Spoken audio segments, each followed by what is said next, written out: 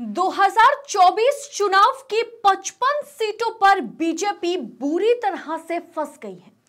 ये 55 सीटें ऐसी हैं कि इनमें से अगर आधा भी भाजपा हार जाती है तो मोदी जी तीसरी बार शपथ नहीं ले पाएंगे।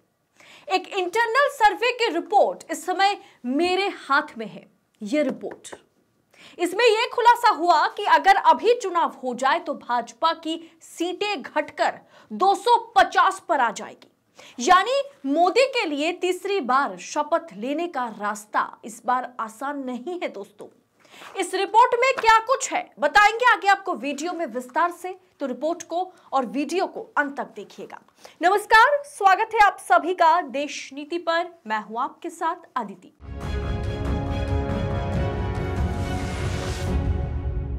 देश नीति, केवल सच्ची और पक्की खबरें।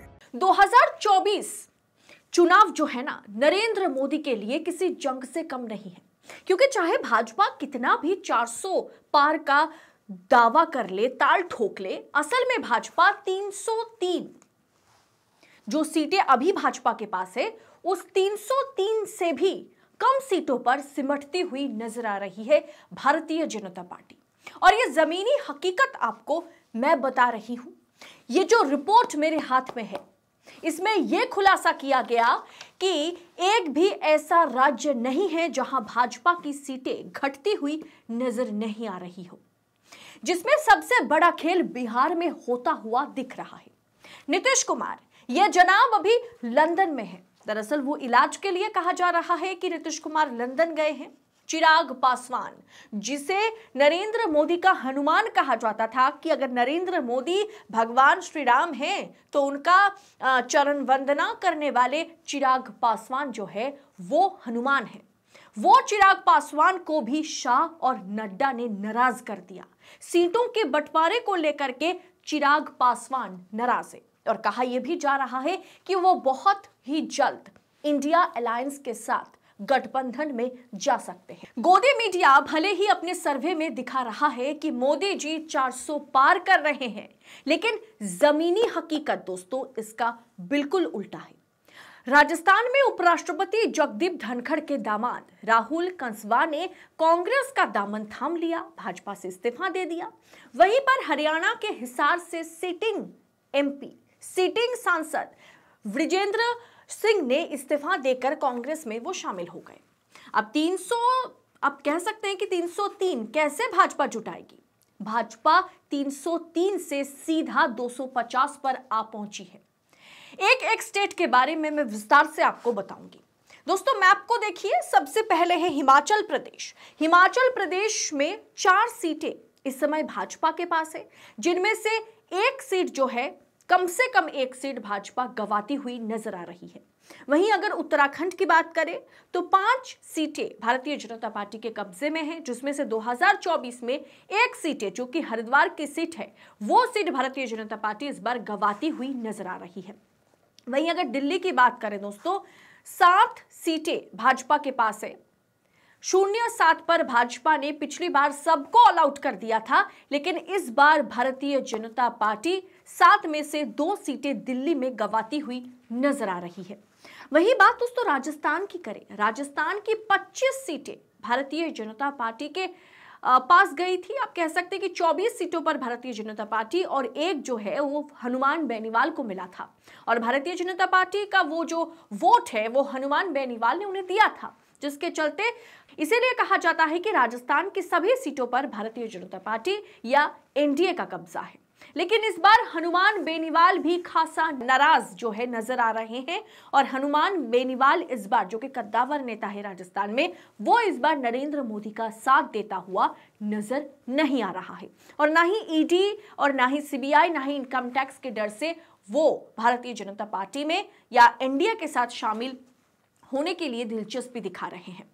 यानी राजस्थान में इस बार कहा जा रहा है कि भारतीय जनता पार्टी 3 ऐसी सीटें हैं जो भारतीय जनता पार्टी गंवाती हुई नजर आएंगी। वहीं पर अगर गुजरात की बात करें दोस्तों, गुजरात एक ऐसा राज्य है जहां हमेशा Bharatiya Janata party clean sweep करती है। वो मोदी का गढ़ है, अमित शाह का गढ़ है, लेकिन इस बार गुजरात में एक नहीं, एक नहीं, दो नहीं, 3 ऐसी सीटें हैं जहां भारतीय जनता पार्टी को जोर का झटका लग सकता है। इंटरनल जो सर्वे है उसमें यह पाया गया कि अहमदाबाद का जो शहरी इलाका है, इसके अलावा भरूच जो है, उसके अलावा बनासकाठा जो है, ये 3 जो इलाके हैं, यहाँ से जो सांसद चुने जाते हैं, इन 3 लोकसभा सीटों पर, तीनों के 3 लोकसभा सीटों पर जो है भारतीय जनता पार्टी इस बार जो है अपने सांसद को और अपनी पार्टी के चिन्ह को कहीं ना कहीं गंवा सकती है। वहीं अगर मध्य प्रदेश की बात करें दोस्तों, तो मध्य प्रदेश में इस बार 2 सीटें भारतीय जनता पार्टी के हाथ से जा सकती है। छत्तीसगढ़ में दोस्तों भारतीय जनता पार्टी के पास 9 सीटें हैं और इस बार छत्तीसगढ़ में भारतीय जनता पार्टी अपने एक सांसद को खोने जा रही है। वहीं अगर महाराष्ट्र की बात करें दोस्तों, बिहार की तरह महाराष्ट्र में भी पूरी तरह से पेट जो है फंसा हुआ है। आपने देखा कि किस तरह से भारतीय जनता पार्टी ने अजित पवार की जो एनसीपी है और साथ ही साथ जो एकनाथ शिंदे गुट वाले जो शिवसेना है, उन्हें किस तरह से एकदम आप कह सकते हैं कि पूरा साइडलाइन कर दिया, एक कोने में धकेल दिया। दोनों पार्टी को मिला करके महज 16 सीटें दी गई और वहीं भारतीय जनता पार्टी इस बार 35 सीटों पर चुनाव लड़ने जा रही है। 35 से भी करीब 32 सीटों पर भारतीय जनता पार्टी इस बार महाराष्ट्र में अकेले के दम पर चुनाव लड़ेगी और जो क्षेत्रीय दल हैं उसे उन्होंने एकदम साइडलाइन कर दिया। लेकिन कहा यह जा रहा है कि महाराष्ट्र में जिस तरह से खेला हुआ, उसके चलते 23 सीटें जो अभी भारतीय जनता पार्टी के खाते में है, उनके पाले में है, उनके पास है, वो 23 में से 8 सीटें महाराष्ट्र की भारतीय जनता पार्टी गंवाती हुई नजर आ रही है।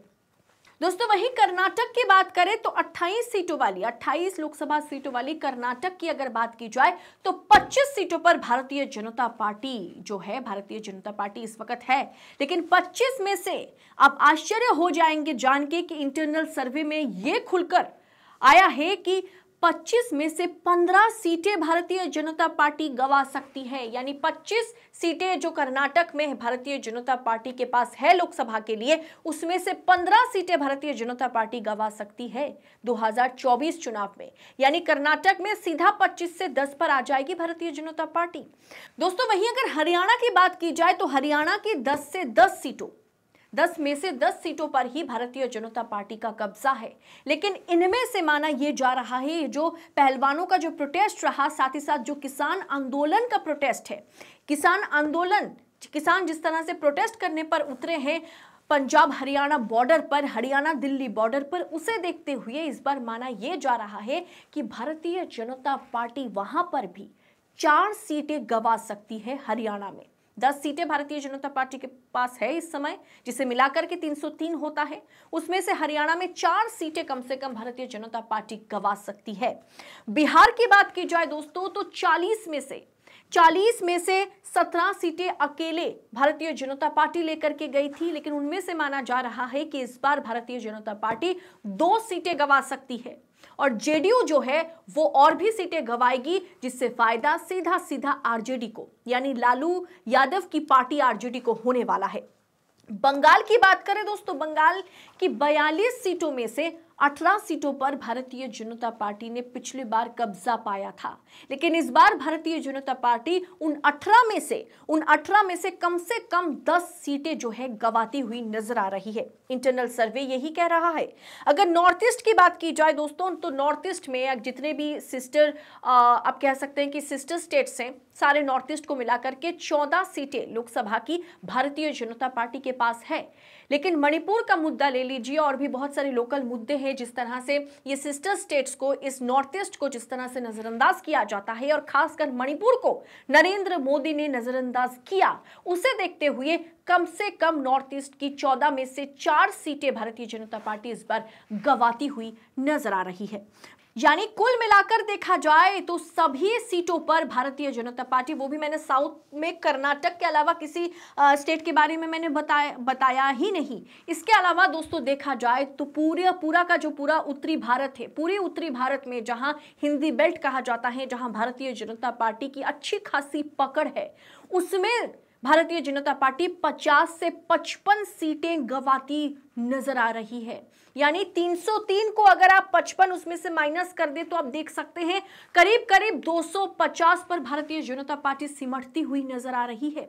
और इस इंटरनल सर्वे के मुताबिक अगर देखा जाए तो भारतीय जनता पार्टी और नरेंद्र मोदी, भारतीय जनता पार्टी तीसरी बार के लिए ना तो सरकार बना सकती है 2024 में, और ना ही नरेंद्र मोदी तीसरी बार के लिए प्रधानमंत्री के तौर पर शपथ ले सकते हैं।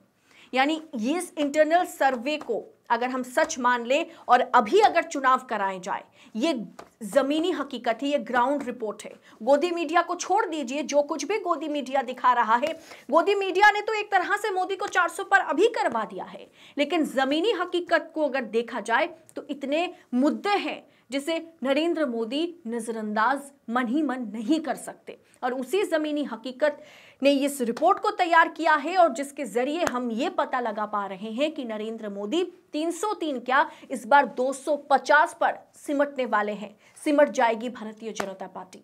इस पूरे विषय पर आपकी राय क्या है? कमेंट कर अपनी राय हमारे साथ शेयर करें। बाकी राजनीति और राजनेताओं से जुड़ी तमाम खबरों को पड़ताल के साथ पाने के लिए, चुनावी हर एक मुद्दे को पड़ताल के साथ पाने के लिए देश नीति को दोस्तों सबसे पहले सब्सक्राइब करें, क्योंकि देश नीति वो मीडिया प्लेटफॉर्म है जो सच्ची और पक्की खबरें निष्पक्षता के साथ आप तक पहुंचाता है। बहुत बहुत शुक्रिया। जय हिंद, जय भारत।